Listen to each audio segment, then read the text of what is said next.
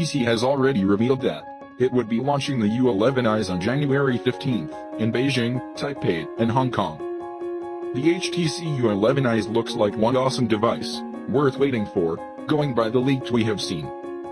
The U11Is and the U11 Plus both have a similar rear design, with the body looked to be made of glass, and the fingerprint sensor, located just under the main camera. The difference between both models apparently lies in the front design.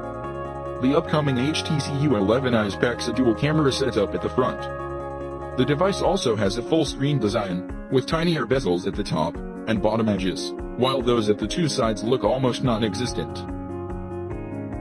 The key specs of the U11i have also been exposed. It features a 6-inch display, with a resolution of 2160 by 1080, and which have 18 by 9 aspect ratio.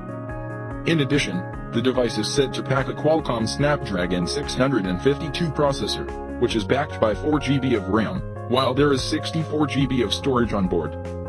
From the press renders, we can gather that the U11i will pack a 3939 mAh battery, and will have an IP67 level dust-proof and waterproof.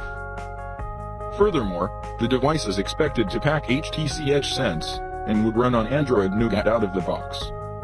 Another interesting feature expected to be on the device is facial recognition technology.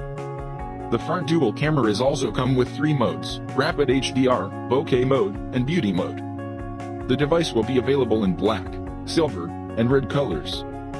Finally, the device should come with a price tag around $495.